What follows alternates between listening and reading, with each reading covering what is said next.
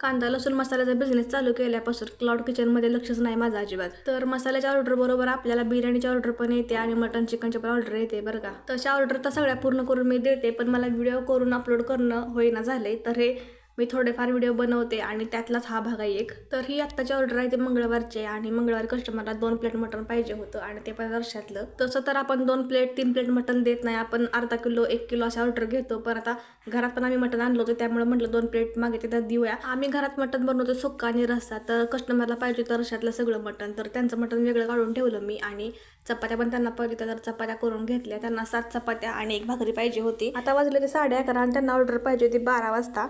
तर मी सगळं तयारी करून घेतली. मटणात कालवण तयार झालं, नंतर चपात्या पण मी करून घेतल्या. जेवणाची ऑर्डर तयार झाली की आम्ही लगेच कस्टमरला फोन करून घरी बोलवून घेतो, कारण की जास्त वेळा मी जेवण घरी ठेवून घेत नाही. ज्यावेळी कस्टमरला आम्ही फोन करून सांगतो तुमची ऑर्डर पूर्ण झालेली आहे, त्यावेळी आम्ही पॅकिंग करायला घेतो ऑर्डर. आता इथं मी मटणात कालवणचे केलं होतं, ते डब्यामध्ये भरून द्यायला लागलेले आहे. तर क्वांटिटी तुम्ही बघू शकता. जर मोठे पीस असतील तर एका प्लेटमध्ये 5 पीस येतात आणि जर छोटे पीस असतील तर एका प्लेटमध्ये 6 ते 7 पीस मी देते. तर आजची ही ऑर्डर मटणाची मी नवीन मसाल्यामध्ये तयार केलेली होती.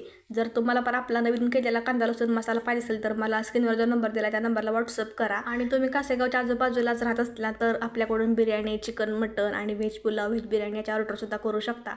तर कसा वाटला आजचा व्हिडिओ मला कमेंट करून नक्की सांगा. भेटू पुढच्या व्हिडिओमध्ये. Bye bye.